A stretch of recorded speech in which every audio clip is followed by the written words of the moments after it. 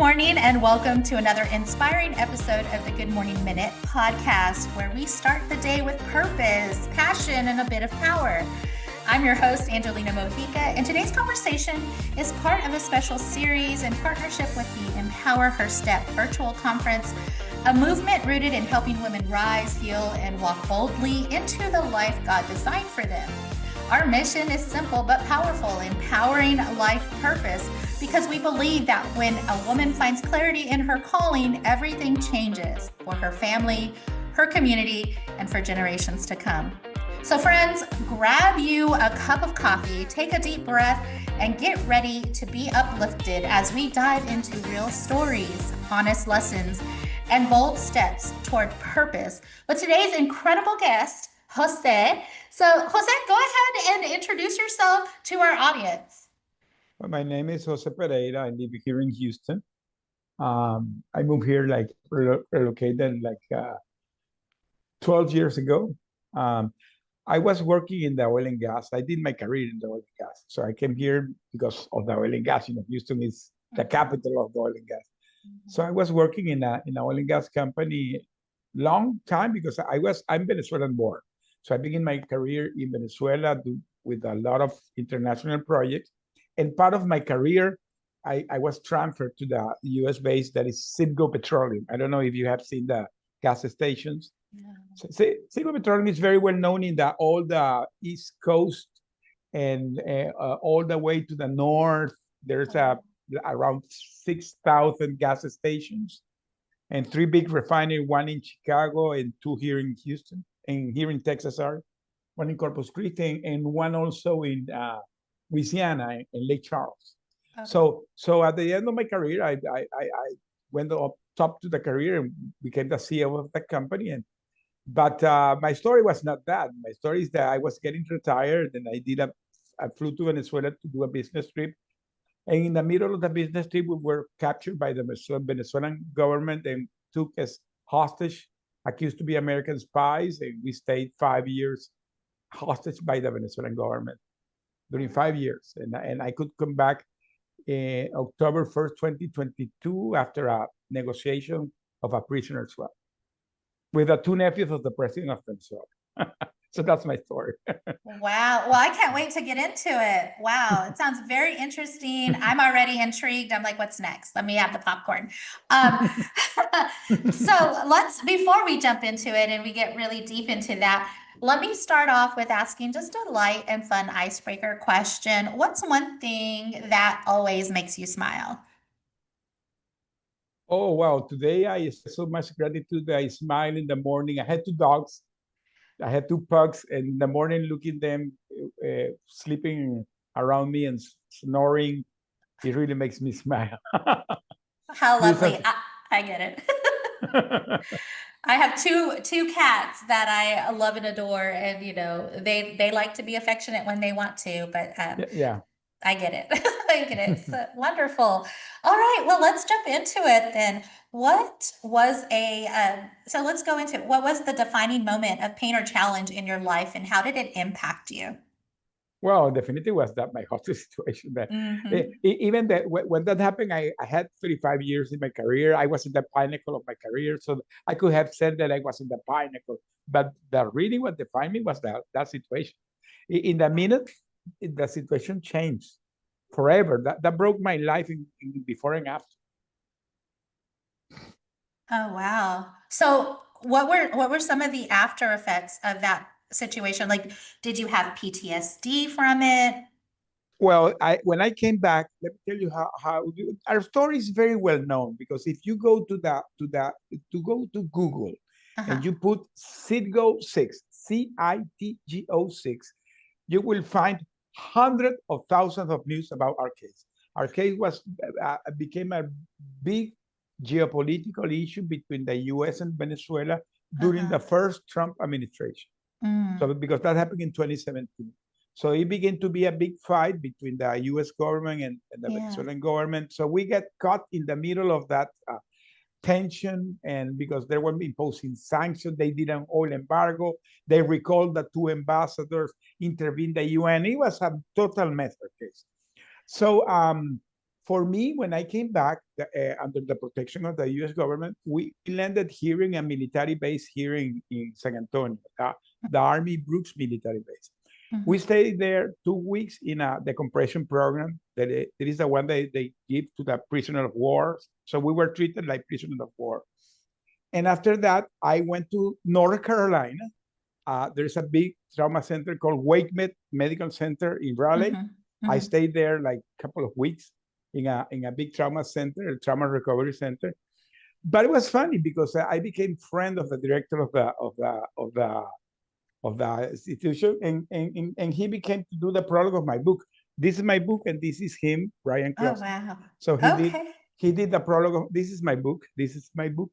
And if you go to my book, the prologue of the book was done by him. So Brian became the prologue is of my book. So he's the director of the WakeMed Medical Center. Because he was kind of surprised. And by the way, I have a podcast. He was a guest in my podcast. So, but he was surprised the way we handled the PTSD, because I'm not gonna say that I was perfect. By the way, I have a therapist until today. I did my therapy session this morning. So I have a therapist since day one. I have almost 3 years with her. And the situation, of course, have been very, very difficult, but different at the same time, because my therapist always say that the way I decided to handle this, that I became a speaker, I wrote my book, I began to do podcasts. I'm now a host in the podcast. I have been booking a lot of TV shows. So I begin to talk my story. So that really came part of my healing process. So the way I handle it was that really helped me to heal my process. I'm not going to say that I'm not having today still some triggers, because they are still there. I mean, I can imagine. That's life scary, for sure. So you're at this trauma center and you're working on, just trying to get back up on your feet and, through these triggers that are now embedded in your mind. When did you realize, what, there's a sense of purpose behind all of this?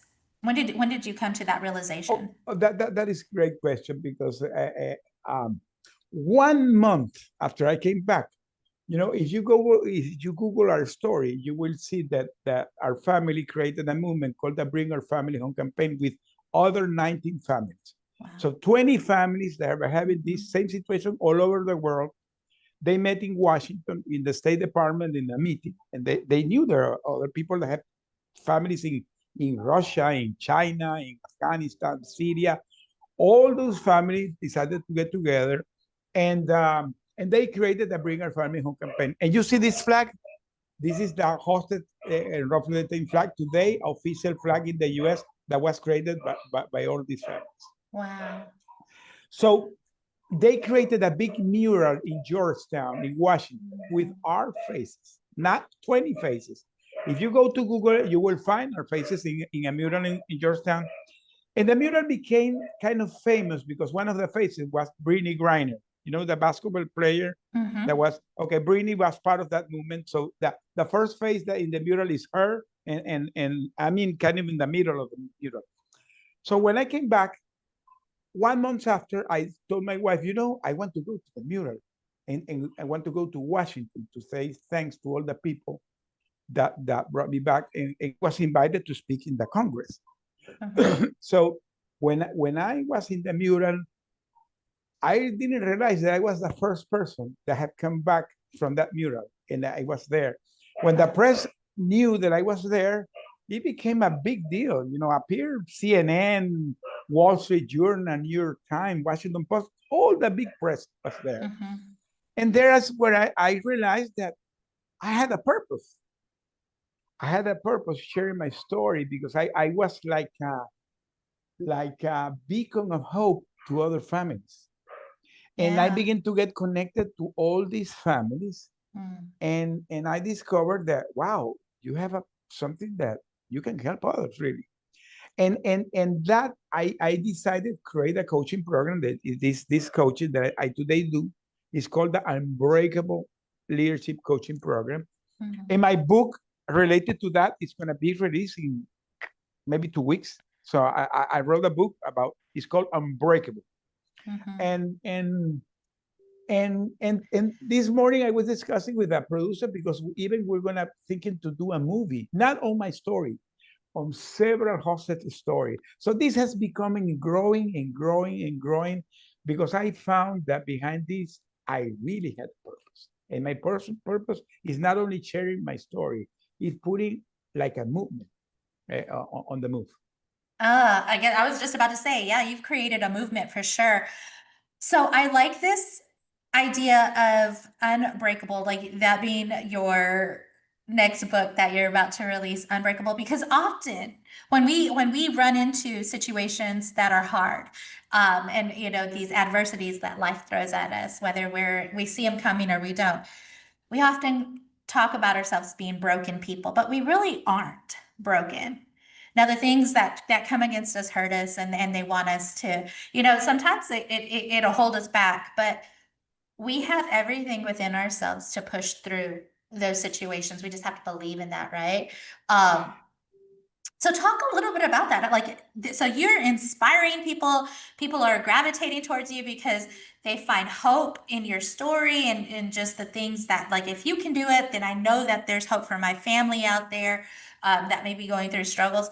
Tell us a little bit more about how this has because opened up because that opportunity. because when I was in Raleigh in this trauma center, I met Brian. That he really, we had a lot of conversation, and I have been Mhm. talking a lot with him, and he's an expert in this.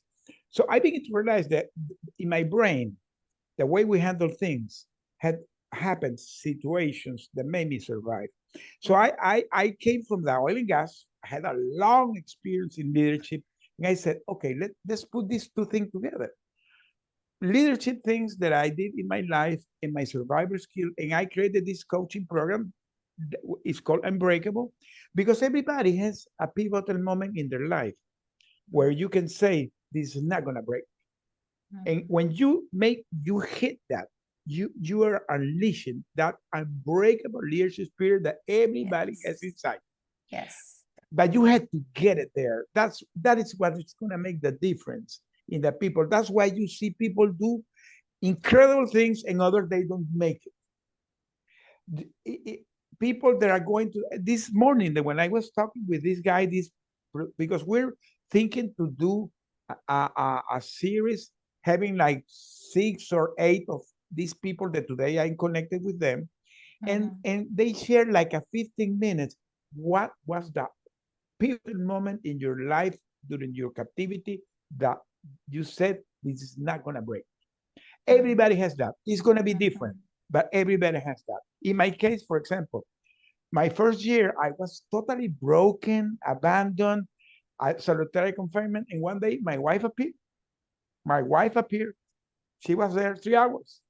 Mhm. But those 3 hours that I had the opportunity to see her and talk with her changed my life, because now I knew that my family was working hard, that the US government was working hard, that I was not abandoned. And I Mhm. said, okay, Jose, you have to make this.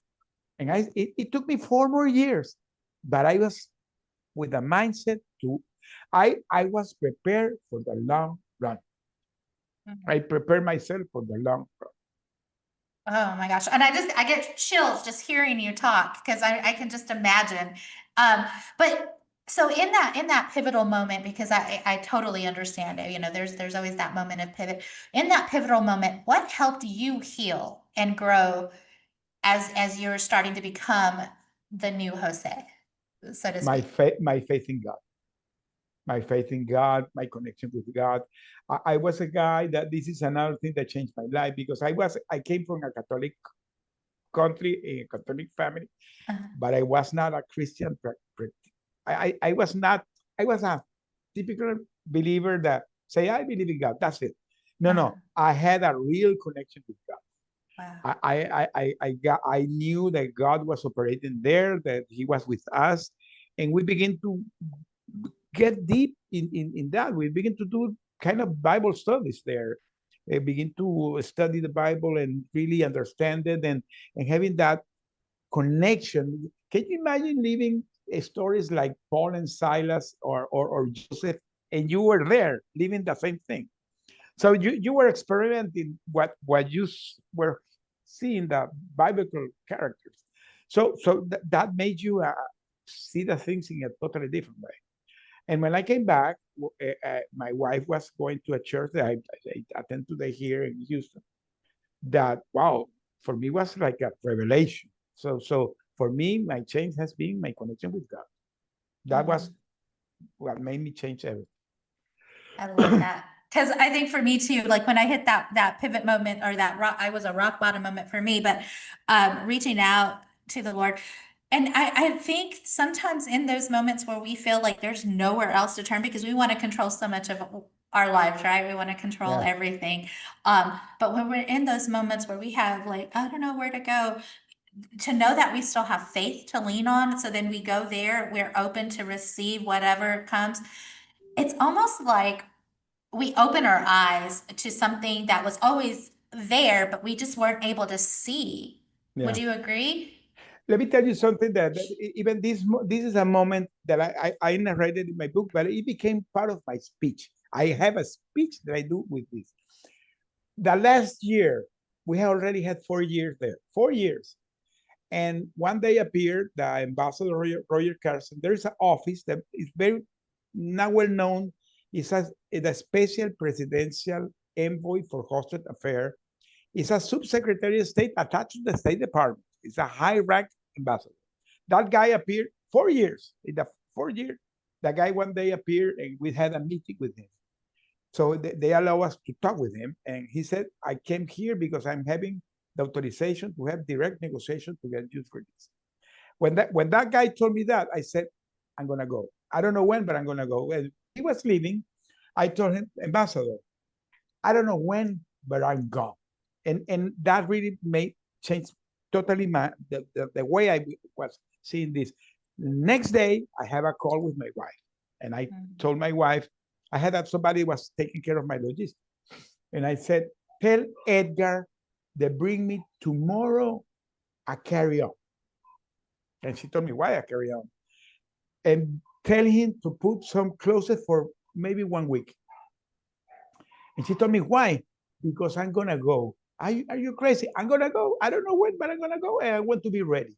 You know what I was doing? Every morning I was talking to the carry-on. Every morning when I awake, I said, be ready because you're going to go with me. It took 1 year, but I came back with the carry-on. Mm-hmm. And you know what happened? The week, the almost 10 days that I stayed in Unbreakable in the military base was with the clothes that I was coming like from a trip.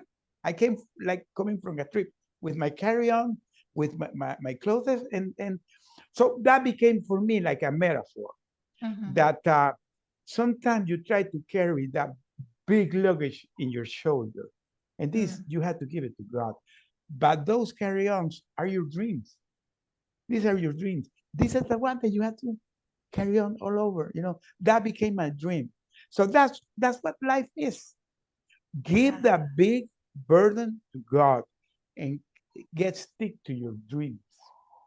Wow. So that is the metaphor. And I was not aware of that. When I was talking one day with a friend that read my book, and she was who told me, Jose, you created a metaphor with this. And I was not aware. It became to be a speech. Today I do speech about that. I love it. Because even when you talk about like, I don't know where I'm going, but I need it ready. I need this carry-on ready and, put some clothes in for about a week or whatever. I like that because we have these goals and but you put it into a visual, like an actual, something that you could hold or whatever. But it's a good reminder for those that are listening today. Put that vision in play, like make it happen, speak to it, that life. And because that is what faith is. The faith is the believing that things that you cannot see. So you don't see it, but in the spiritual world, it already happened. What you have to do is bring it to you. And the only way to bring it to you is believe in that. I love it. So I already see this incredible person before me. How has your story shaped who you are today? Oh, well. Well, today I became as I said, I'm doing a lot of speaking. I'm signing with a big PR firm very soon. I'm going to announce it. I'm doing my coaching. My book. I have today the version in English and the version in Spanish, and it's in Bengali too. I don't have the Bengali version here. The Spanish became 4 times Amazon bestseller. This became 1 time Amazon bestseller and gained the 2025 international award as a best true memoir. So both are awarded books. And I'm gonna do now the I have this book that is a workbook, but I'm preparing the Unbreakable book. It's my second book, and I'm gonna continue the trilogy. So I have like 4 books coming in this moment, and my speaking. I have my podcast that is called Building Resilience. By the way, I have been enjoying it a lot because I have been guest in I don't know how much podcast. So I have been calling my host to become my guest. So maybe you're gonna be one day my guest. Maybe. I have a I definitely can speak to resilience. I have a story, yeah, for sure. I wouldn't be here, amongst like-minded people if I didn't, for sure. But wow. So, Jose, what advice would you give to someone currently in a phase of in between? Like they feel in that pivot. Let's say they're in that pivotal moment. What advice would you give them? I'm gonna show you something. I have this band with me that says Never give up. never give up. Mm. Just do it. Never give up. That's my advice. Whatever you're going in your life, believe, have faith, and don't see you where you are today. See you where you want to be, and never give up. Never give up. Wonderful, wonderful. So I mean, you're doing coaching, you're doing podcasts, you're doing book writing, you're building workshops and all these great things to come and much, much more. Is there anything else that contributes to what living with purpose looks like for you now? Oh yeah, I'm doing a lot of church service too. I'm serving in 2 ministries.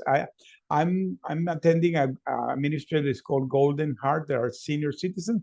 I'm gonna have 63 in 1 week. Okay, so I'm a group that people are over 60, and I am also part of a ministry called the TAG, the Art of Giving, where we collect non-perishable food for do food driving. And I'm in the process of registering my own nonprofit to help people Yay. survivors of trauma. Wonderful, wonderful. I just, you said that you were, that 60 years, I don't even see that on you. You look very young for sure. 63, I'm gonna be in 1 week. Well, you wear it well because I cannot tell for sure. So as we're starting to wrap up our conversation, let me ask you this legacy impact question. If today were your last day, Jose, what would you want to be remembered for? For the work I did, and I'm gonna put a lot of energy in my foundation because I had the vision that foundation is gonna be my legacy in the future. My grandsons are gonna work in that foundation in 20, 30 years. It's gonna be my lasting legacy. Wonderful. That's why I see myself. Wonderful. I have grandchildren too, and I'm trying, that's, I have a nonprofit as well that's kind of spun the inspiration for this conversation. So that's my hope as well for my grandbabies to step By the in. way, you look very good too. Let me tell you. Thank you. Oh, thank you so much. I appreciate that. So as my closing question to you, if you could leave just one truth or encouragement with someone listening today who's still trying to figure out their life purpose, what would it be? Well, the first thing that people really have to make them the question if they really are walking in their purpose. That's the first thing, because sometimes the people are working hard in something that is not their purpose. So you have to make you that question and ask the Holy Spirit to help you to find it. Once you are sure that what you're working in your purpose, pursue your dream and never give up. Pursue it. Pursue it. No matter how much time it will take, how much you will fall, bounce back and continue going. because that's what resilience is, correct? Be determined, because resilience is okay, but you need to be determined. And that determined that no matter what is your circumstance, you're gonna keep going.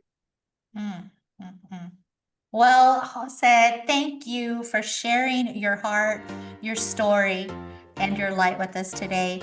Conversations like this remind us that purpose isn't about perfection. It's about showing up, growing through what we go through, and trusting that every step matters. Here at the Good Morning Minute and through the Empower Her Step movement, we believe every woman has a calling worth discovering and a voice worth using. So wherever you are today, friend, remember, your purpose is powerful and you're not walking alone. Until next time, keep rising, keep trusting, and keep walking boldly into the life God designed for you. I'm Angelina Mojica, your life coach, sending you much love, much peace, many If blessings. anybody wants to connect me, it's joseconnect.com. Very easy. joseconnect.com. You can find me there.